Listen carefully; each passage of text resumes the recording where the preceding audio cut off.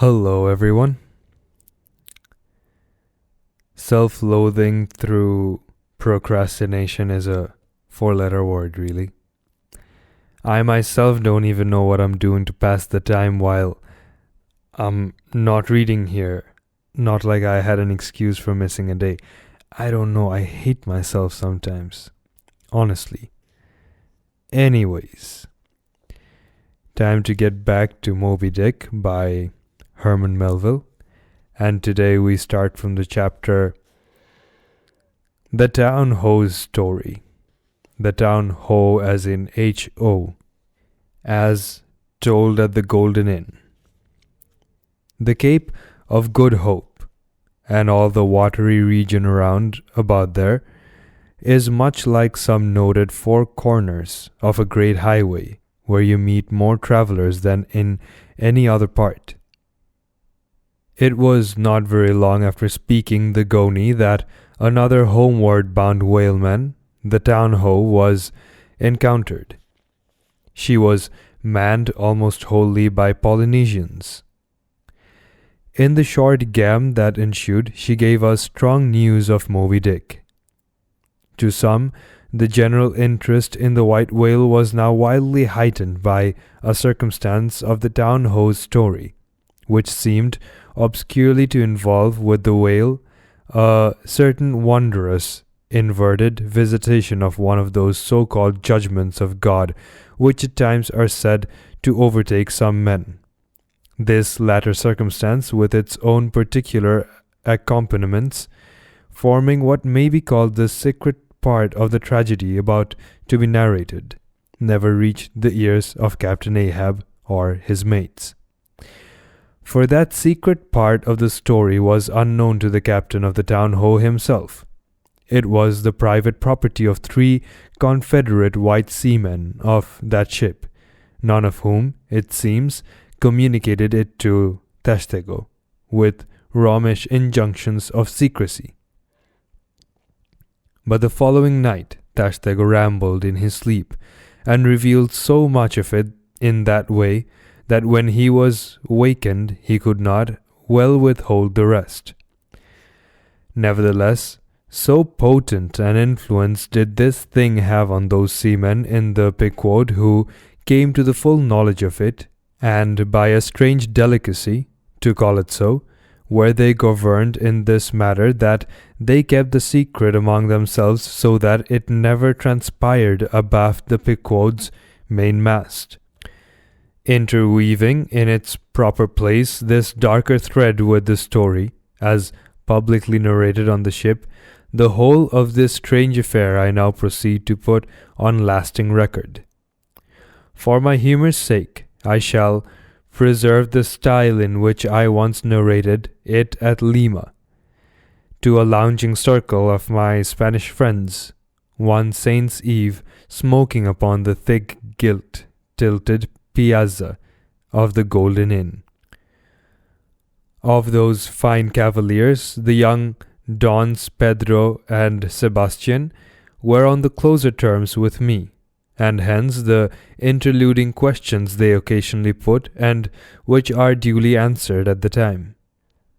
Some 10 years prior to my first learning the events which I am about rehearsing to you, gentlemen, the Town Ho, sperm whaler of Nantucket, was cruising in your Pacific here, not very many days' sail westward from the eaves of this good Golden Inn. She was somewhere to the northward of the line. One morning, upon handling the pumps according to daily usage, it was observed that she made more water in her hold than common. They supposed a swordfish had stabbed her, gentlemen. But the captain, having some unusual reason for believing that rare good luck awaited him in those latitudes, and therefore being very averse to quit them, and the leak not being then considered at all dangerous, though indeed they could not find it after searching the hold as low down as was possible in rather heavy weather, the ship still continued her cruisings, the mariners working at the pumps at wide and easy intervals, but no good luck came. More days went by, and not only was the leak yet undiscovered, but it sensibly increased. So much so that now, taking some alarm, the captain, making all sail, stood away for the nearest harbour among the islands, there to have his hull hove out and repaired. Though no small passage was before her, yet, if the commonest chance favoured, he did not at all fear that his ship would founder by the way, because his pumps were of the best, and being periodically relieved at them, those 36 men of his could easily keep the ship free. Never mind if the leak should double on her. In truth, well nigh the whole of this passage being attended by very prosperous breezes, the Town-Ho had all but certainly arrived in perfect safety at her port, without the occurrence of the least fatality. Had it not been for the brutal overbearing of Radney, the mate, a vineyarder, and the bitterly provoked vengeance of Steelkilt, a lakeman and desperado from Buffalo. Lakeman, Buffalo. Pray, what is a lakeman, and where is a buffalo? Said Don Sebastian, rising in his swinging mat of grass. On the eastern shore of our Lake Erie, Don, but I crave your courtesy. Maybe you shall soon hear further of all that. Now, gentlemen, in square sail brigs and 3-masted ships, well nigh as large and stout as any that ever sailed out of your old Callao to far Manila, this lakeman, in the landlocked heart of our America, had yet been nurtured by all those agrarian, freebooting impressions popularly connected with the open ocean. For in their interflowing aggregate, those grand freshwater seas of ours, Erie and Ontario and Huron and Superior and Michigan, poses an ocean-like expansiveness with many of the ocean's noblest traits, with many of its rimmed varieties of races and of climes. They contain round archipelagos of romantic isles, even as Polynesian waters do, in large part are shored by two great contrasting nations.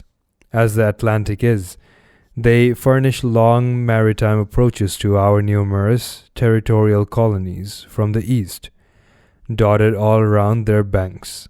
Here and there are frowned upon by batteries, and by the goat-like craggy guns of lofty Mackinaw. They have heard the fleet of thunderings of naval victories. At intervals they yield their beaches to wild barbarians, whose red-painted faces flash from out their peltry wigwams.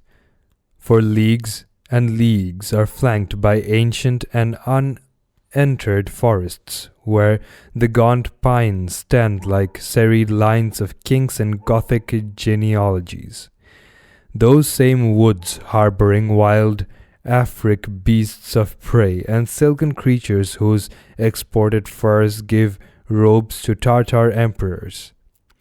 They mirror the paved capitals of Buffalo and Cleveland, as well as Winnebago villages.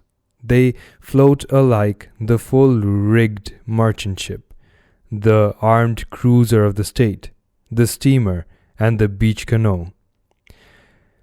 They are swept by Borean and dismasting blasts as direful as any the lash the salted wave. They know what shipwrecks are, for out of sight of land, however inland, they have drowned full many a midnight ship, with all its shrieking crew.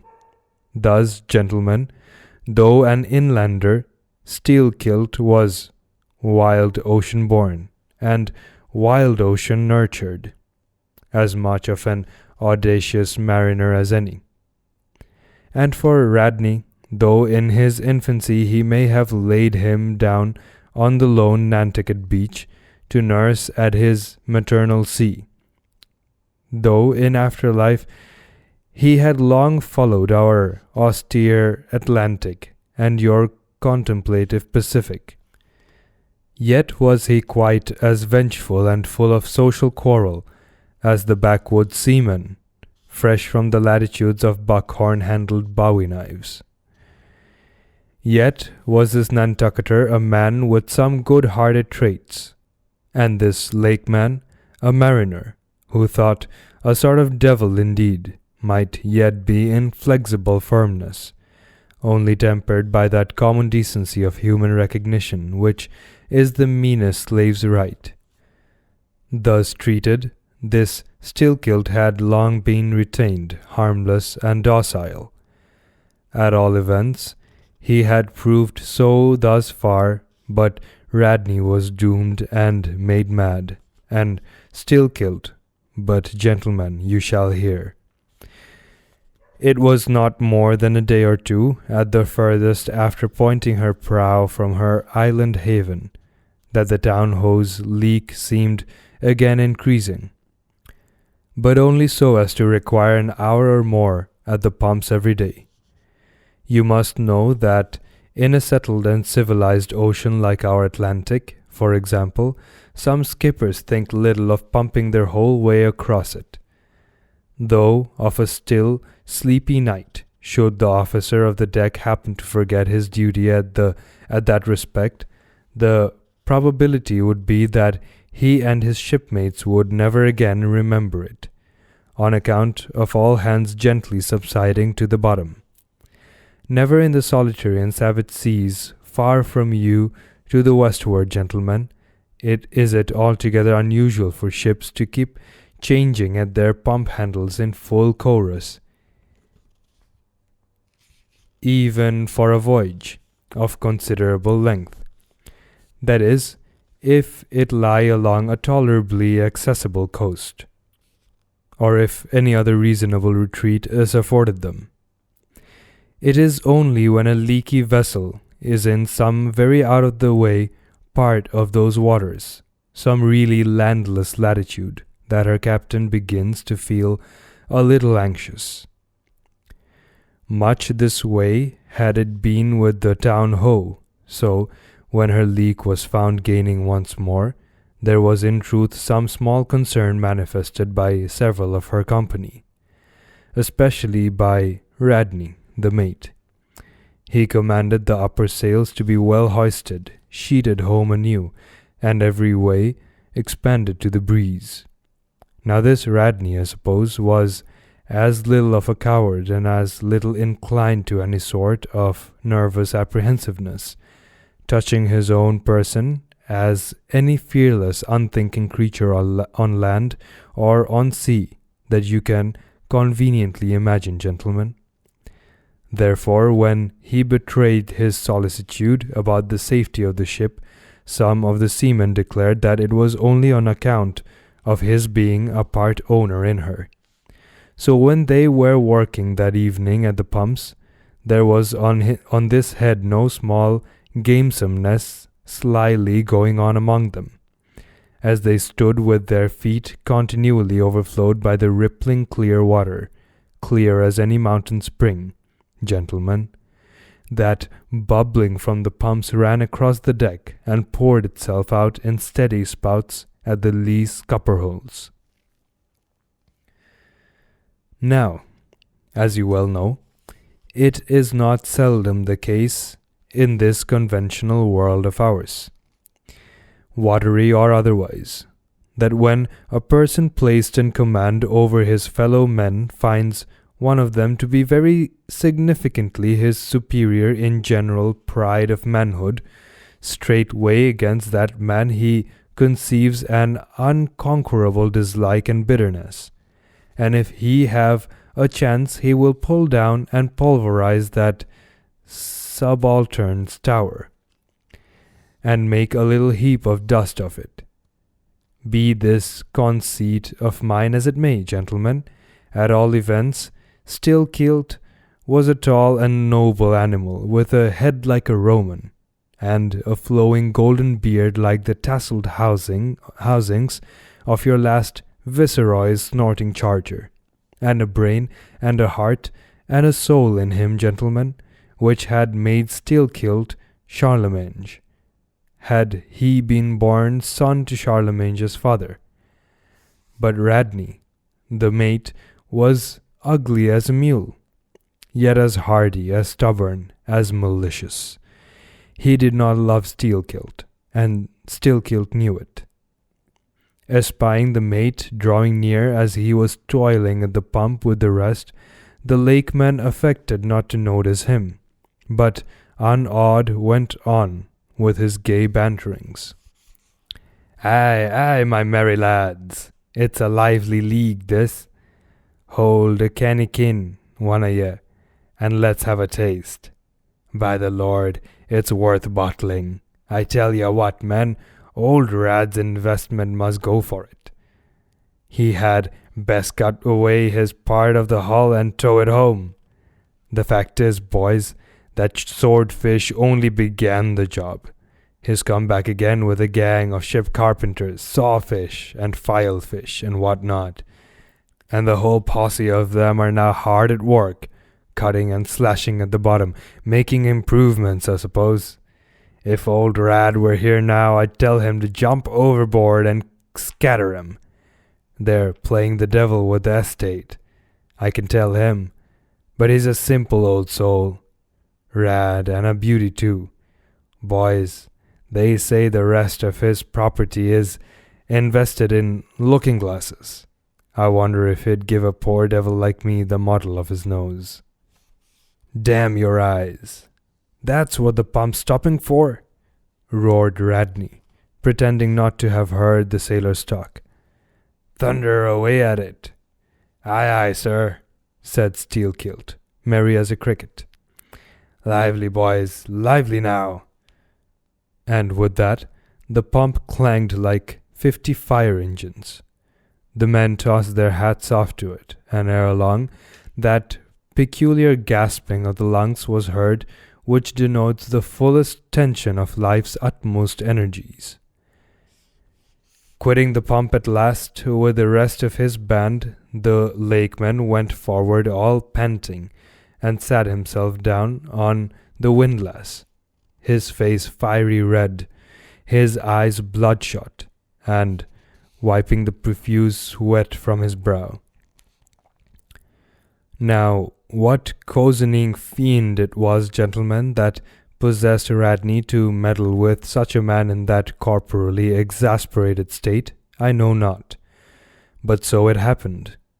Intolerably striding along the deck, the mate commanded him to get a broom and sweep down the planks, and also a shovel, and remove some offensive matters consequent upon allowing a pig to run at large. Now, gentlemen, sweeping a ship's deck at sea is a piece of household work which, in all times but raging gales, is regularly attended to every evening. But it has been known to be done in the case of ships actually foundering at the time. Such, gentlemen, is the inflexibility of sea usages and the instinctive love of neatness in seamen, some of whom would not willingly drown without first washing their faces. But in all vessels this broom business is the prescriptive province of the boys, if boys there be aboard. Besides, it was the stronger men in the town-ho that had been divided into gangs, taking turns at the pumps and being the most athletic seamen of them all. Steelkilt had been regularly assigned captain of one of the gangs. Consequently, he should have been freed from any trivial business not connected with truly nautical duties, such being the case with his comrades. I mention all these particulars so that you may understand exactly how this affair stood between the two men. But there was more than this. The order about the shovel was almost as plainly meant to sting and insult Steelkilt as though Radney had spat in his face. Any man who has gone sailor in a whale ship will understand this. And all this, and doubtless much more, the lakeman fully comprehended when the mate uttered his command. But as he sat still for a moment, and as he steadfastly looked into the mate's malignant eye, and perceived the stacks of powder casks heaped up in him, and the slow match silently burning along towards them, as he instinctively saw all this, that strange forbearance and unwillingness to stir up the deeper passionateness in any already ireful being, a repugnance almost felt when felt at all, by really valiant men, even when aggrieved. This nameless phantom feeling, gentlemen, stole over Steelkilt.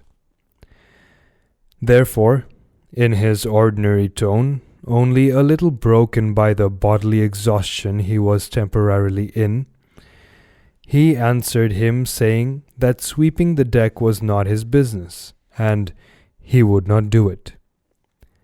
And then, without at all alluding to the shovel, he pointed to 3 lads as the customary sweepers, who, not being billeted at the pumps, had done little or nothing all day. To this Radney replied with an oath, in a most domineering and outrageous manner, unconditionally reiterating his command, meanwhile advancing upon the still-seated lakeman with an uplifted cooper's club hammer which he had snatched from a cask nearby. Heated and irritated as he was by his spasmodic toil at the pumps, for all his first nameless feeling of forbearance, the sweating Steelkilt could but ill brook his bearing in the mate. But somehow, still smothering the conflagration within him, without speaking, he remained doggedly rooted to his seat, till at last the incensed Radney shook the hammer within a few inches of his face, furiously commanding him to do his bidding. Steelkilt rose and, slowly retreating around the windlass, steadily followed by the mate with his menacing hammer, deliberately repeated his intention not to obey. Seeing, however, that his forbearance had not the slightest effect, by an awful and unspeakable intimation with his twisted hand, he warned off the foolish and infatuated man. But it was to no purpose, and in this way the two went once slowly round the windlass, when, resolved at last no longer to retreat, bethinking him that he had now forborne as much as comported with his humour, the lakeman paused on the hatches and thus spoke to the officer. "Mr. Radney, I will not obey you. Take that hammer away, or look to yourself." But the predestinated mate, coming still closer to him, where the lakeman stood fixed, now shook the heavy hammer within an inch of his teeth, meanwhile repeating a string of insufferable maledictions, retreating not the 1,000th part of an inch, stabbing him in the eye with the unflinching poniard of his glance. Steelkilt clenched his right hand behind him, and, creepingly drawing it back, told his prosecutor that if the hammer but grazed his cheek, he, Steelkilt, would murder him. But, gentlemen, the fool had been branded for the slaughter by the gods. Immediately the hammer touched the cheek. The next instant the lower jaw of the mate was stove in his head. He fell on the hatch, spouting blood like a whale. Ere the cry could go aft, Steelkilt was shaking one of the backstays leading far aloft to where 2 of his comrades were standing their mastheads. They were both cannelers. "Cannelers!" cried Don Pedro. We have seen many whale ships in our harbors, but never heard of your cannelers. Pardon, who and what are they? Cannelers, Don, are the boatmen belonging to our Grand Erie Canal. You must have heard of it. Nay, senor. Whereabouts in this dull, warm, most lazy and hereditary land we know but little of your vigorous north. Ay, well then, Don, refill my cup. Your chicha's very fine. Shisha's very fine? It's spelled chichas. I wouldn't know. Your chicha's very fine. And ere proceeding further, I will tell ye what our cannelers are, for such information may throw sidelight upon my story. For 360 miles, gentlemen, through the entire breadth of the state of New York, through numerous populous cities and most thriving villages, through long, dismal, uninhabited swamps, and affluent, cultivated fields, unrivaled for virility, by billiard room and bar room, through the holy of holies of great forests, on Roman arches over Indian rivers, through sun and shade, by happy hearts or broken, through all the wide, contrasting scenery of those noble Mohawk counties, and especially by rows of snow-white chapels, whose spires stand almost like milestones, flows one continual stream of Venetianly corrupt and often lawless life. There's your true Ashanti, gentlemen. There howl your pagans, where you ever find them, next door to you, under the long flung shadow and the snug patronizing lee of churches. For by some curious fatality, as it is often noted of your metropolitan freebooters, that they ever encamp around the halls of justice, so sinners, gentlemen, most abundant in holiest vicinities. Is that a fair passing? Said Don Pedro, looking downward into the crowded plaza, with humorous concern.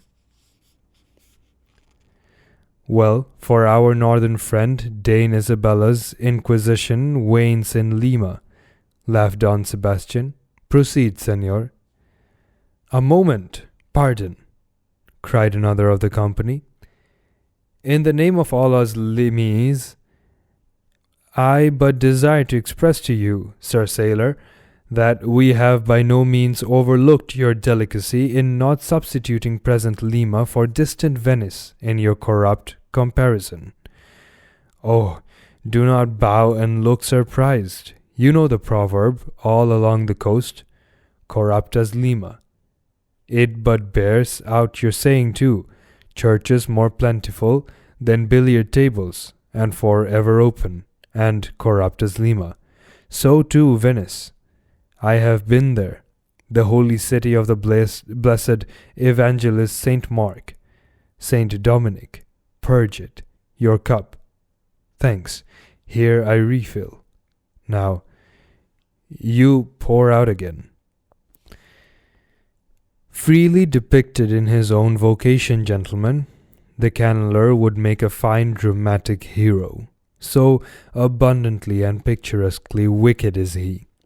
Like Mark Antony, for days and days long his green-turfed, flowery Nile, he indolently floats, openly toying with his red-cheeked Cleopatra, ripening his apricot thigh upon the sunny deck. But ashore, all this effeminacy is dashed.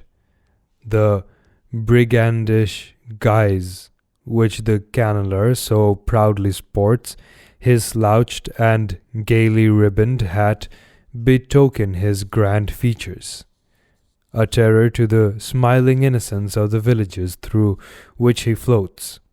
His swart visage and bold swagger are not unshunned in cities. Once a vagabond on his own canal, I have received good turns from one of these cannelers. I thank him heartily. Would fain be not ungrateful, but it is often one of the prime redeeming qualities of your man of violence, that at times he has as stiff an arm to back a poor stranger in a strait as to plunder a wealthy one. In sum, gentlemen, what the wildness of this canal life is emphatically evinced by this, that our wild whale fishery contains so many of its most finished graduates, and that scarce any race of mankind, except Sydney men, are so much distrusted by our whaling captains. Nor does it at all diminish the curiousness of this matter, that to many thousands of our rural boys and young men born along its line, the probationary life of the Grand Canal furnishes the sole transition between quietly reaping in a Christian cornfield and recklessly ploughing the waters of the most barbaric seas. I see, impetuously exclaimed Don Pedro, spilling the chicha upon his silvery ruffles. No need to travel. The world's one Lima. I had thought, now, that at your temperate north the generations were cold and holy as the hills. But the story. I left off, gentlemen, where the lakeman shook the backstay. Hardly had he done so when he was surrounded by the 3 junior mates and the 4 harpooneers, who all crowded him to the deck. But sliding down the ropes like baleful comets, the 2 cannelers rushed into the uproar and sought to drag their man out of it towards the forecastle. Others of the sailors joined with them in this attempt, and a twisted turmoil ensued. While standing out of harm's way, the valiant captain danced up and down with a whale pike, calling upon his officers to manhandle that atrocious scoundrel and smoke him along to the quarter deck. At intervals he ran close up to the revolving border of the confusion, and, prying into the heart of it with his pike, sought to prick out the object of his resentment. But Steelkilt and his desperadoes were too much for them all. They succeeded in gaining the forecastle deck, where, hastily slewing about 3 or 4 large casks in a line with the windlass, these sea parisans entrenched themselves behind the barricade. "Come out of that, ye pirates!" roared the captain, now menacing them with a pistol in each hand, just brought to him by the steward. "Come out of that, ye cutthroats!" Steelkilt leaped on the barricade and, striding up and down there, defied the worst the pistols could do, but gave the captain to understand distinctly that his, Steelkilt's, death would be the signal for a murderous mutiny on the part of all hands. Fearing in his heart lest this might prove but too true, the captain a little desisted, but still commanded the insurgents instantly to return to their duty. "Will you promise not to touch us if we do?" demanded the ringleader. Turn to, I make no promise. To your duty." "Do you want to sink the ship by knocking off at a time like this? Turn to." And he once more raised a pistol. "Sink the ship?" cried Steelkilt. "Aye, let her sink. Not a man of us turns to unless you swear not to raise a rope yarn against us. What say ye, men?" Turning to his comrades, a fierce cheer was their response. The lakeman now patrolled the barricade, all the while keeping his eye on the captain, and jerking out such sentences as these: "It's not our fault. We didn't want it. I told him to take his hammer away. It was boy's business. He might have known me before this. I told him not to prick the buffalo. I believe I have broken a finger here against his cursed jaw. Ain't those mincing knives down in the forecastle there, men? Look to those handspikes, my hearties. Captain, by God, look to yourself. Say the word. Don't be a fool. Forget it all. We are ready to turn to. Treat us decently, and we're your men. But we won't be flogged. Turn to. I make no promises. Turn to, I say. Look ye now, cried the lakeman, flinging out his arm towards him. There are a few of us here, and I am one of them, who have shipped for the cruise. D'ye see? Now, as you well know, sir, we can claim our discharge as soon as the anchor is down, so we don't want a row. 'Tis not our interest. We want to be peaceable. We are ready to work, but we won't be flogged. Turn to! Roared the captain. Steelkilt glanced around him for a moment and then said, I'll tell you what it is now, captain. Rather than kill ye and be hung for such a shabby rascal, we won't lift a hand against ye unless ye attack us. But till you say the word about not flogging us, we don't do a hand's turn. Down into the forecastle, then. Down with ye. I'll keep ye there till ye're sick of it. Down ye go. Shall we? Cried the ringleader to his men. Most of them were against it, but at length, in obedience to Steelkilt, they preceded him down into their dark den, growingly disappearing like bears into a cave. As the lakeman's bare head was just level with the planks, the captain and his posse leaped the barricade, and rapidly drawing over the slide of the scuttle, planted their group of hands upon it, and loudly called for the steward to bring the heavy brass padlock belonging to the companionway. Then, opening the slide a little, the captain whispered something down the crack, closed it, and turned the key upon them, 10 in number, leaving on deck some 20 or more, who thus far had remained neutral.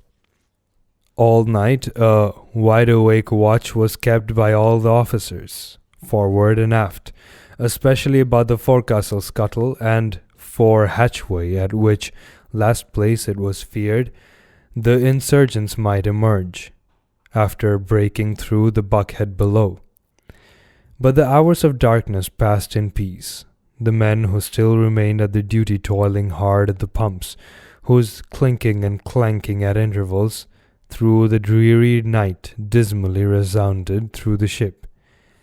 At sunrise the captain went forward, and knocking on the deck, summoned the prisoners to work, but with a yell they refused.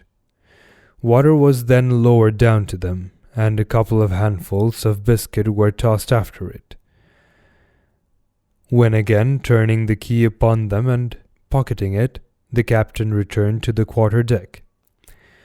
Twice every day for 3 days this was repeated, but on the 4th morning a confused wrangling and then a scuffling was heard, as the customary summons was delivered.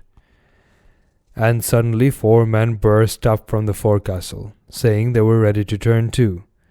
The fatigued closeness of the air, and a famishing diet, united perhaps to some fears of ultimate retribution, had constrained them to surrender at discretion. Emboldened by this, the captain reiterated his demand to the rest, but Steelkilt shouted up to him a terrific hint to stop his babbling, and betake himself where he belonged. On the 5th morning 3 others of the mutineers bolted up into the air from the desperate arms below that sought to restrain them. Only 3 were left. Better turn to now, said the captain with a heartless jeer. Shut us up again, will ye? Cried Steelkilt. Oh, certainly, said the captain. and the key clicked. It was at this point, gentlemen, that, enraged by the defection of 7 of his former associates, and stung by the mocking voice that had last hailed him, and maddened by his long entombment in a place as black as the bowels of despair, it was then that Steelkilt proposed to the 2 cannelers, thus far apparently of one mind with him, to burst out of their hole at the next summoning of the garrison, and armed with the keen mincing knives, long, crescentic, heavy implements with a handle at each end, run amuck from the bowsprit to the taffrail, and if by any devilishness of desperation possible, seize the ship. For himself he would do this, he said, whether they joined him or not. That was the last night he should spend in that den. But the scheme met with no opposition on the part of the other 2. They swore they were ready for that, or for any other mad thing, for anything in short but a surrender. And what was more, they each insisted upon being the first man on deck when the time to make the rush should come. But to this their leader as fiercely objected, reserving that priority for himself, particularly as his 2 comrades would not yield, the one to the other in the matter. And both of them could not be first, for the latter would but admit 1 man at a time.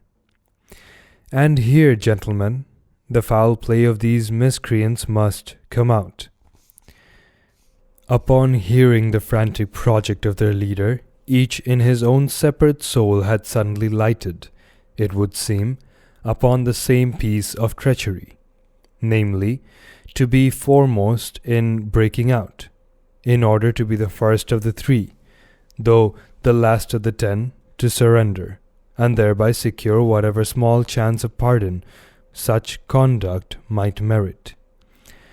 But when Steelkilt made known his determination still to lead them to the last, they in some way, by some subtle chemistry of villainy, mixed their before secret treacheries together, and, when their leader fell into a doze, verbally opened their soul to each other in 3 sentences, and bound the sleeper with cords and gagged him with cords, and shrieked out for the captain at midnight. Thinking murder at hand and smelling in the dark for the blood, he and all his armed mates and harpooneers rushed for the forecastle. In a few minutes the scuttle was opened, and, bound hand and foot, the still struggling ringleader was shoved up into the air by his perfidious allies, who at once claimed the honor of securing a man who had been fully ripe for murder. But all these were collared and dragged along the deck like dead cattle, and side by side were seized up into the mizzen rigging, like 3/4 of meat, and there they hung till morning. "Damn ye," cried the captain, pacing to and fro before them. "The vultures would not touch ye villains."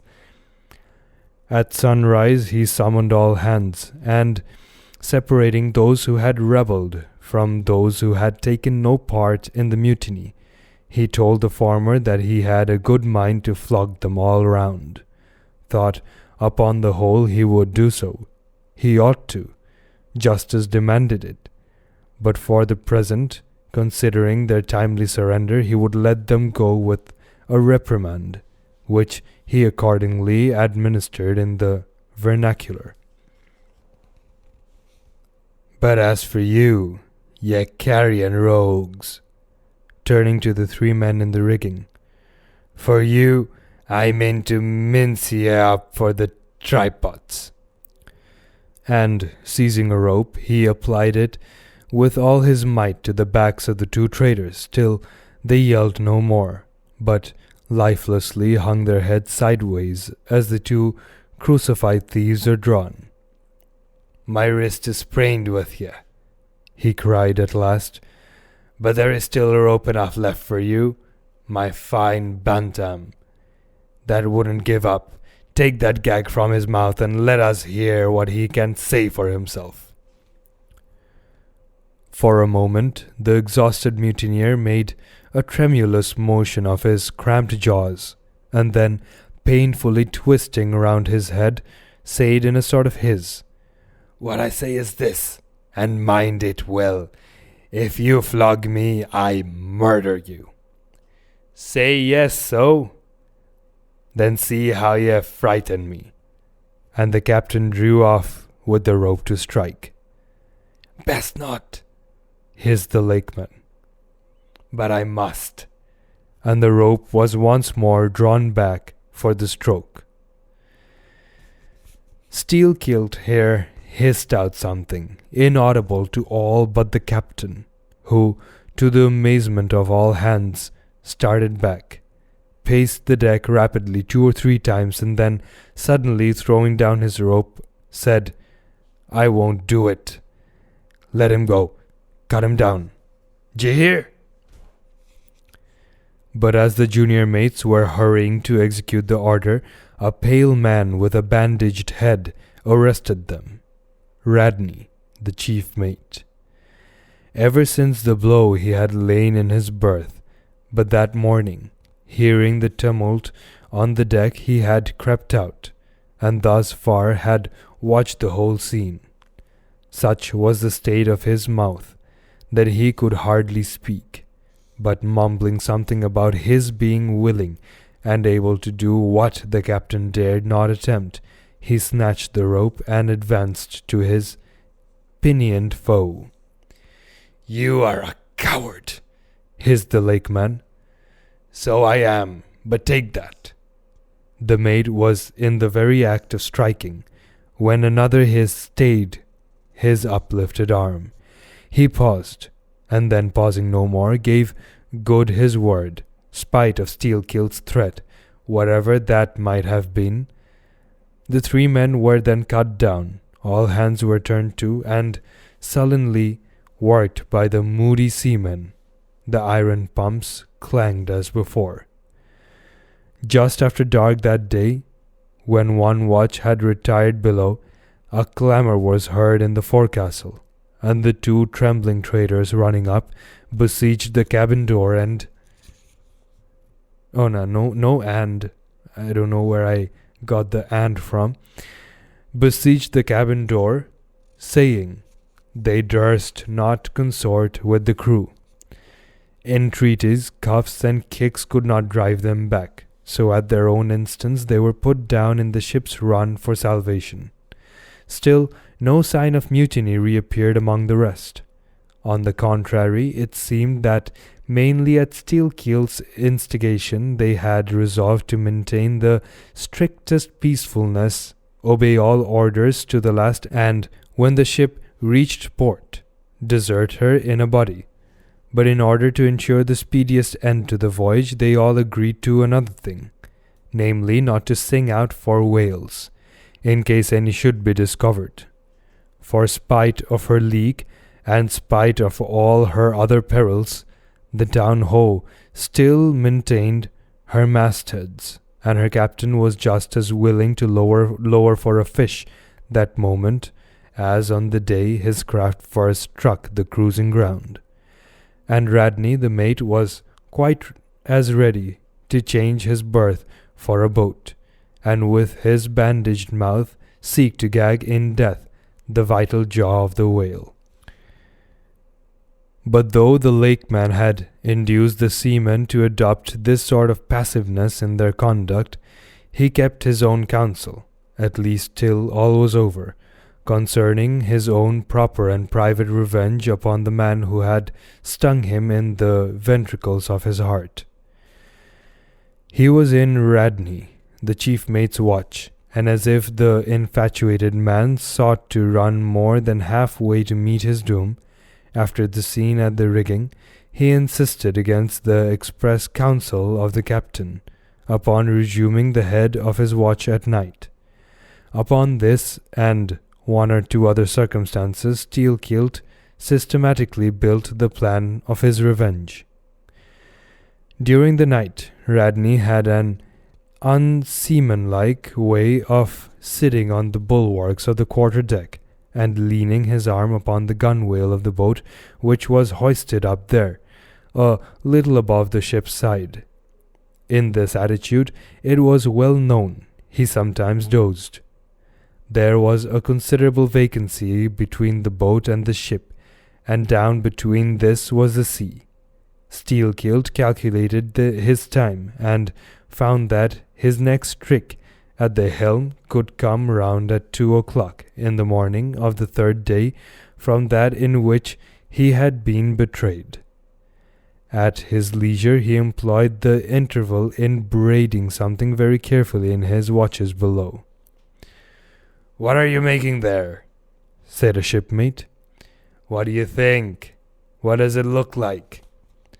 "Like a lanyard for your bag, and it's an odd one, seems to me."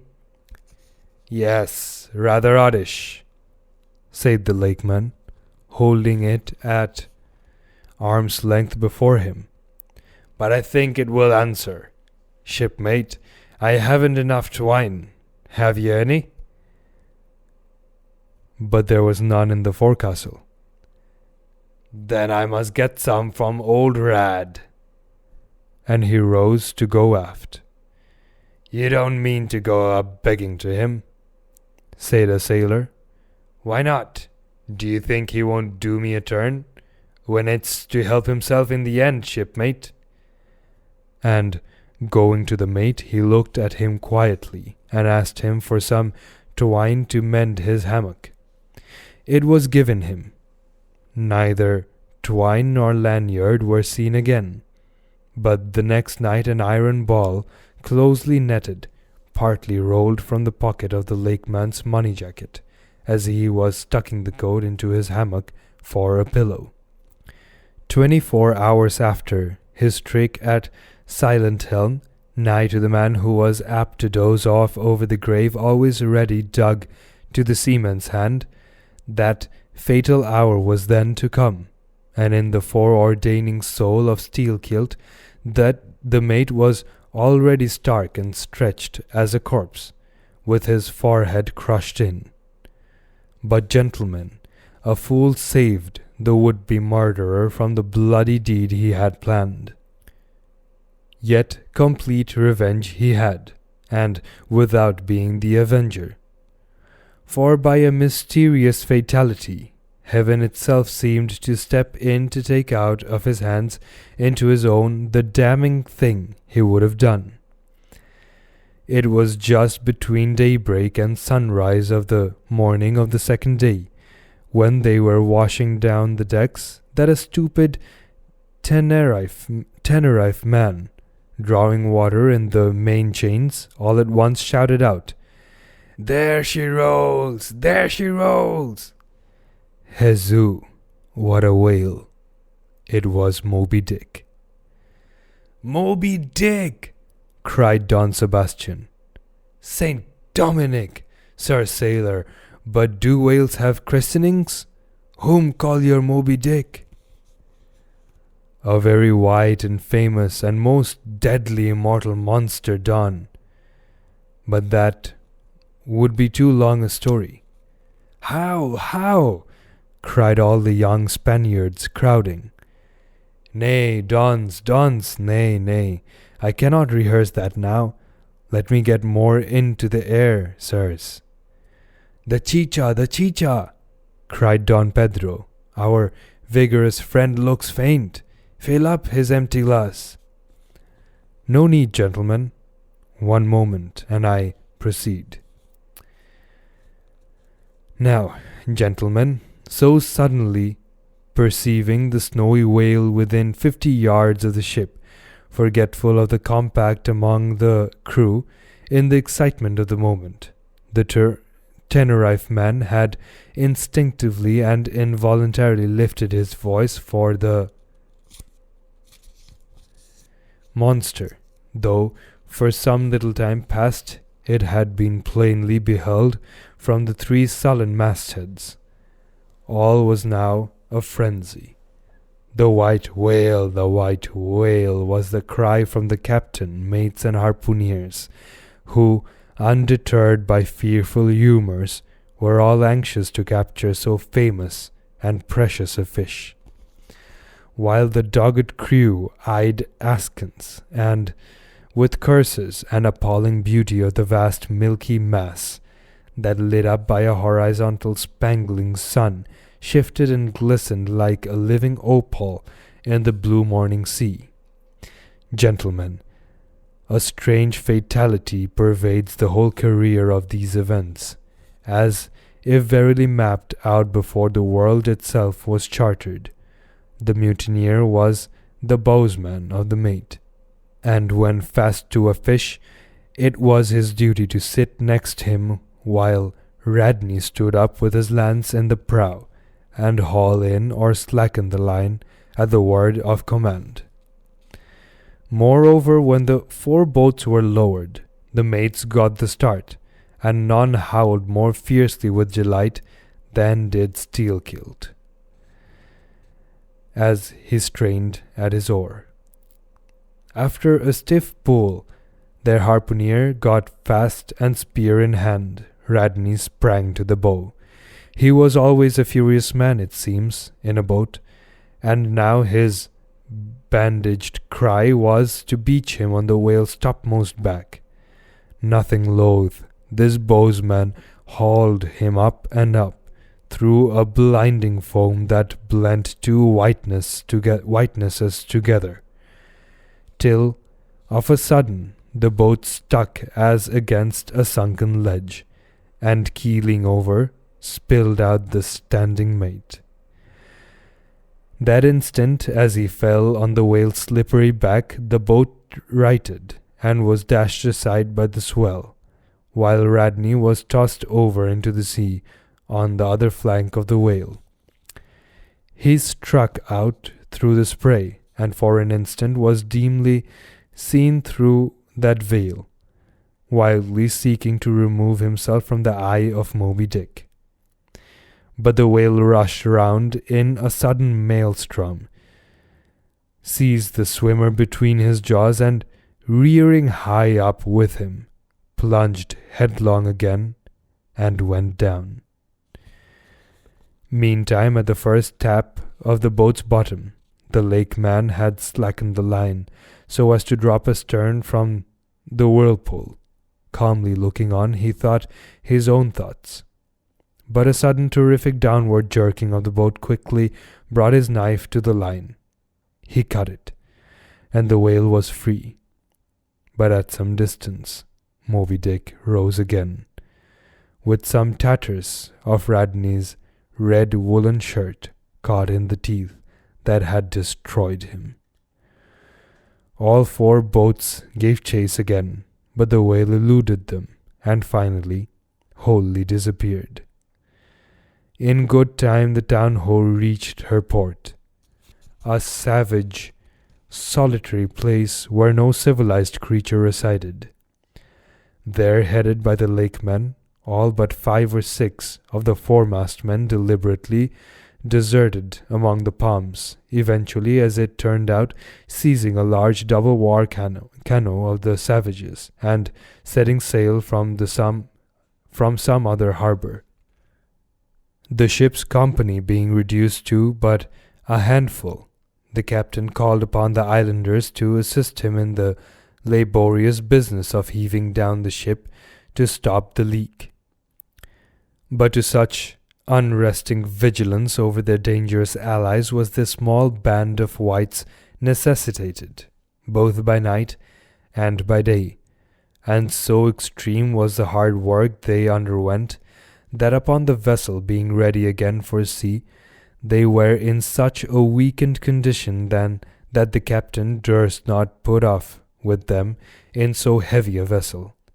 After taking counsel with his officers, he anchored the ship as far offshore as possible, loaded and ran out his 2 cannon from the bows, stacked his muskets on the poop, and, warning the islanders not to approach the ship at their peril, took 1 man with him, and, setting the sail of his best whaleboat, steered straight before the wind for Tahiti, 500 miles distant, to procure a reinforcement to his crew. On the 4th day of the sail, a large canoe was descried, which seemed to have touched at a low isle of corals.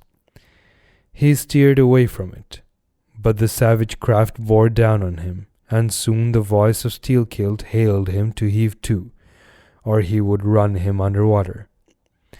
The captain presented a pistol, with 1 foot on each prow of the yoked war canoes.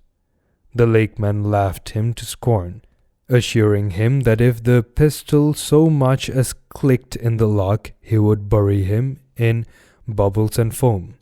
"What do you want of me?" cried the captain. "Where are you bound, and for what are you bound?" demanded Steelkilt. "No lies." "I am bound to Tahiti for more men." "Very good. Let me board you a moment. I come in peace." With that, he leaped from the canoe, swam to the boat, and, climbing the gunwale, stood face to face with the captain. "Cross your arms, sir. Throw back your head. Now, repeat after me. As soon as Steelkilt leaves me, I swear to beach this boat on yonder island, and remain there 6 days. If I do not, may lightning strike me." "A pretty scholar," laughed the lakeman. "Adios, senor." And, leaping into the sea, he swam back to his comrades. Watching the boat till it was fairly beached and drawn up by the roots of the coconut trees, Steelkilt made sail again, and in due time arrived at Tahiti, his own place of destination. There, luck befriended him. 2 ships were about to sail for France, and were providentially in want of precisely that number of men which the sailor headed. They embarked, and so forever got the start of their former captain, had he been at all minded to work them legal retribution. Some 10 days after the French ship sailed, the whaleboat arrived, and the captain was forced to enlist some of the more civilized Tahitians, who had been somewhat used to the sea. Chartering a small native schooner, he returned with them to his vessel, and finding all right there, again resumed his cruisings. Where Steelkilt now is, gentlemen, none know, but upon the island of Nantucket, the widow of Radney still turns to the sea, which refuses to give up its dead. Still in dreams sees the awful white whale that destroyed him. "Are you through?" said Don Sebastian quietly. "I am, Don." "Then I entreat you, tell me if, to the best of your own conviction, this your story is in substance really true. It is so passing wonderful. Did you get it from an unquestionable source? Bear with me if I seem to press. Also bear with all of us, Sir Sailor, for we all join in Don Sebastian's suit," cried the company, with exceeding interest. "Is there a copy of the Holy Evangelists in the Golden Inn, gentlemen?" "Nay," said Don Sebastian, "but I know a worthy priest nearby who will quickly procure one for me. I go for it. But are you well advised? This may grow too serious." "You will be so good as to bring the priest also, Don?" "Though there are no auto da fe in Lima now," said one of the company to another, "I fear our sailor friend runs risk of the archiepiscopacy. Let us withdraw more out of the moonlight. I see no need of this." "Excuse me for running after you, Don Sebastian, but may I also beg that you will be particular in procuring the largest sized evangelists you can?" "This is the priest. He brings you the evangelists," said Don Sebastian, gravely, returning with a tall and solemn figure. "Let me remove my hat. Now, venerable priest, further into the light, and hold the holy book before me that I may touch it. So help me heaven, and on my honor the story I have told ye, gentlemen, is in substance and its great items true. I know it to be true. It happened on this ball. I trod the ship, I knew the crew, I have seen and talked with Steelkilt since the death of Radney." Let's stop here for now. Well, I kind of made up for skipping a day. This chapter was really long. I usually read like 6 to 7 pages per reading, and this was like almost 10, 11 pages, I guess. Like 1, 2, 3. Goddamn, sorry.